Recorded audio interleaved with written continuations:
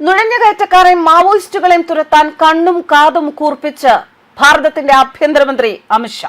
Home അപ്ലയൻസസും kitchen അപ്ലയൻസസും ഒക്കെ വാങ്ങുമ്പോൾ ചെറിയ തവണകളായി തിരിച്ചടയ്ക്കാനുള്ള EMI സ്കീമുകൾ മൈജി ഫ്യൂച്ചറിലുണ്ടല്ലോ. എക്സ്പീരിയൻസ് ചെയ്യാം നെക്സ്റ്റ് ലെവൽ ഷോപ്പിംഗ് മൈജി ഫ്യൂച്ചറിൽ. ഭാരതം ധർമ്മശാല ആണ് എന്ന് കരുതി ഒരുത്തനും ഇങ്ങോട്ട് നുഴഞ്ഞു കയറാൻ വരണ്ട. കയ്യിൽ കിട്ടിയാൽ ഒന്നിനെയും വച്ചേക്കില്ല. മാവോയിസ്റ്റ് മുക്തമാക്കാൻ ഇന്ത്യ എടുത്ത ഉഗ്രശാസനത്തിന് ശേഷം അമിത്ഷായുടെ അടുത്ത ഉഗ്രശാസനം നുഴഞ്ഞുകയറ്റക്കാരെ ഇപ്പോൾ ഇത് വിറപ്പിക്കുകയാണ്. ഇന്ത്യയിലേക്ക് അനധികൃതമായി കടന്നുവരുന്ന നുഴഞ്ഞുകയറ്റക്കാർക്കെതിരെ കേന്ദ്ര സർക്കാർ കർശന നിലപാട് തുടരുമെന്നും രാജ്യസുരക്ഷയുടെ കാര്യത്തിൽ യാതൊരു വിട്ടുവീഴ്ചയും ഉണ്ടാകില്ല എന്നും കേന്ദ്ര ആഭ്യന്തരമന്ത്രി അമിത്ഷാ പറഞ്ഞു. മഹാരാഷ്ട്രയിലെ കോലാപൂരിൽ സംഘടിപ്പിച്ച നന്ദി സമ്മേളനത്തിൽ സംസാരിക്കവെയാണ് അദ്ദേഹം പ്രതിപക്ഷത്തെ രൂക്ഷമായി വിമർശിച്ചത്. നുഴഞ്ഞുകയറ്റക്കാരെ ചില രാഷ്ട്രീയ കക്ഷികൾ വോട്ട് ബാങ്കായി ഉപയോഗിക്കാൻ ശ്രമിക്കുകയാണ് എന്നാരോപിച്ച അമിത്ഷാ ഇന്ത്യ ഒരു ധർമ്മശാല അല്ല എന്നും അനധികൃത പ്രവേശനം നടത്തുന്നവർക്കെതിരെ ശക്തമായ നിയമ നടപടികൾ തുടരുമെന്നും പറഞ്ഞു. രാജ്യത്തിന്റെ അതിർത്തി സുരക്ഷയും ആഭ്യന്തര സുരക്ഷയും കേന്ദ്ര സർക്കാരിന്റെ പരമപ്രധാന പരിഗണനയാണ്. തിരഞ്ഞെടുപ്പ് നേട്ടത്തിനായി ചില പ്രതിപക്ഷ പാർട്ടികൾ തെറ്റായ നയങ്ങൾ പിന്തുണയ്ക്കുകയാണ് എന്ന് പറഞ്ഞ അദ്ദേഹം ഇന്ത്യയിലെ യഥാർത്ഥ പൗരന്മാരുടെ താൽപര്യങ്ങൾ അതെന്തായാലും സംരക്ഷിക്കുകയാണ് സർക്കാരിന്റെ ലക്ഷ്യമെന്നും പറഞ്ഞു. പശ്ചിമ ബംഗാളിലെ രാഷ്ട്രീയ സാഹചര്യങ്ങൾ പരാമർശിച്ച അമിത്ഷാ ജനങ്ങൾ BJPക്ക് നൽകുന്ന പിന്തുണ പാർട്ടിക്ക് കൂടുതൽ ഉത്തരവാദിത്വം നൽകുന്നുവെന്നും അഭിപ്രായപ്പെട്ടു.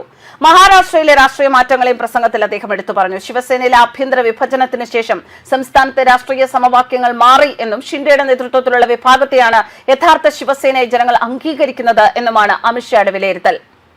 രാജ്യസുരക്ഷയുമായി ബന്ധപ്പെട്ട വിഷയങ്ങളിൽ കേന്ദ്ര സർക്കാർ കർശന സമീപനം തുടരുമെന്നും അനധികൃത നുഴഞ്ഞുകയറ്റം തടയാൻ ആവശ്യമായ എല്ലാ നടപടികളും ശക്തമായി മുന്നോട്ട് കൊണ്ടുപോകുമെന്നും അദ്ദേഹം വ്യക്തമാക്കി. ആഭ്യന്തരമന്ത്രിയായി അമിത്ഷാ ചുമതലയേറ്റതിനു ശേഷം പ്രധാന ലക്ഷ്യങ്ങളിലൊന്ന് കൗണ്ടർ ഇന്റലിജൻസ് ആണ്. മുൻ സർക്കാരുകൾ പലപ്പോഴും അവഗണിച്ചിരുന്നിരുന്ന ഈ മേഖലയ്ക്ക് ഇപ്പോൾ ദേശീയ സുരക്ഷാ സ്ഥാപനങ്ങളിൽ വലിയ പ്രാധാന്യം ലഭിച്ചിട്ടുണ്ട്. വിദേശ രഹസ്യാന്വേഷണ വിഭാഗങ്ങൾ ഇന്ത്യയിലെ അവരുടെ പ്രവർത്തനങ്ങൾ എന്നിവയെക്കുറിച്ച് കൃത്യമായ അന്വേഷണവും വിലയിരുത്തലും നടത്തുകയും ആവശ്യമായ നടപടികൾ സ്വീകരിക്കുകയും ചെയ്യുന്നു. നേരത്തെ പാക് രഹസ്യാന്വേഷണ സംഘടനയായ ISI, ചൈനയുടെ MSS എന്നിവയെ പോലുള്ള സംഘടനകൾ കൂടാതെ മറ്റ് പാശ്ചാത്യ ഇന്റലിജൻസുകൾ ഇന്ത്യയിൽ അവരുടെ രാഷ്ട്രീയ സൈനിക സ്വാധീനം എന്നിവയിൽ വലിയ പരിശോധനകൾ ഉണ്ടായിരുന്നില്ല എന്നും സർക്കാർ വൃത്തങ്ങൾ പറയുന്നു. കഴിഞ്ഞ ദശകത്തിൽ ഇന്ത്യയുടെ സുരക്ഷാ രംഗം അതിർത്തികളിൽ മാത്രമല്ല രാജ്യത്തിന്റെ ഉള്ളിലും വിവിധ മുന്നണികളിൽ നിന്ന് ഭീഷണി നേരിട്ടിരുന്നു. വിദേശ ശക്തികൾ വ്യാജ തിരിച്ചറിയൽ രേഖകൾ ഉപയോഗിച്ച് സൈനിക മേഖലകളിൽ നുഴഞ്ഞുകയറാനും വിവിധ സംസ്ഥാനങ്ങളിൽ രേഖകളുടെ വ്യാജ പതിപ്പ് നിർമ്മിക്കാനും ഉയർന്ന സുരക്ഷാ സ്ഥാപനങ്ങളിൽ നിരീക്ഷണ ഉപകരണങ്ങൾ സ്ഥാപിക്കാനും ശ്രമിച്ചിട്ടുണ്ട്.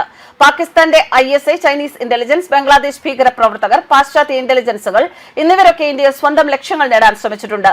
എന്നാൽ ഇന്ത്യയുടെ പ്രതിരോധ ഇന്റലിജൻസ് ഏജൻസികൾ ഈ പ്രവർത്തനങ്ങളെ തകർക്കുകയും ഏജന്റുമാരെയും അതിർത്തിക്കുള്ളിൽ അനധികൃതമായി കടന്നുകൂടിയവരെ പിടികൂടുകയും ചെയ്തു. ഇന്ത്യയുടെ രഹസ്യാന്വേഷണ വിഭാഗം വിവിധ സ്ഥാപനങ്ങളുടെ സഹായത്തോടെയാണ് പ്രവർത്തിക്കുന്നത്. നിയമവിരുദ്ധ പ്രവർത്തനങ്ങൾ തടയൽ നിയമപ്രകാരം കേന്ദ്ര ഏജൻസിയായ നാഷണൽ ഇൻവെസ്റ്റിഗേഷൻ ഏജൻസി കേസുകൾ നടത്തുന്നു. അവർ നേരിട്ട് കൈകാര്യം ചെയ്യുന്ന കേസുകളിൽ ഏകദേശം 95% വിജയം നേടിയിട്ടുണ്ട്. ഇന്റലിജൻസ് ബ്യൂറോ ആഭ്യന്തര ഇന്റലിജൻസ് കൈകാര്യം ചെയ്യുകയും തത്സമയ വിവരങ്ങൾ പങ്കുവയ്ക്കുന്നതിനായി മൾട്ടി ഏജൻസി സെന്റർ നടത്തുകയും ചെയ്യുന്നു. Research and analysis wing RAW വിദേശ ഏജന്റുമാരെയും അതിർത്തി കടന്നുള്ള ഇന്റലിജൻസ് പ്രവർത്തനങ്ങളും നിരീക്ഷിക്കുന്നു. ഇന്തോ നേപ്പാൾ അതിർത്തി കാക്കുന്ന സശാസ്ത്ര സീമബൽ ചൈനീസ് ഇന്റലിജൻസ് നുഴഞ്ഞുകയറ്റം തടയുന്നതിൽ പ്രധാന പങ്ക് വഹിക്കുന്നു. ആന്ധ്ര, മഹാരാഷ്ട്ര, ഉത്തർപ്രദേശ്, പഞ്ചാബ് എന്നിവിടങ്ങളിലെ രഹസ്യ പോലീസ് രഹസ്യ നീക്കങ്ങളുടെ ആദ്യഘട്ടത്തിൽ പ്രധാന പങ്ക് വഹിച്ചിട്ടുണ്ട്. അതിർത്തി സുരക്ഷാ സേനയും സൈനിക യൂണിറ്റുകളും വിദേശ ഇന്റലിജൻസ് ഭീകര ഭീഷണികൾ ഒരുമിച്ചെത്തിയ സ്ഥലങ്ങളിൽ പ്രവർത്തനങ്ങൾക്ക് പിന്തുണ നൽകി. News desk കർമാനസ്.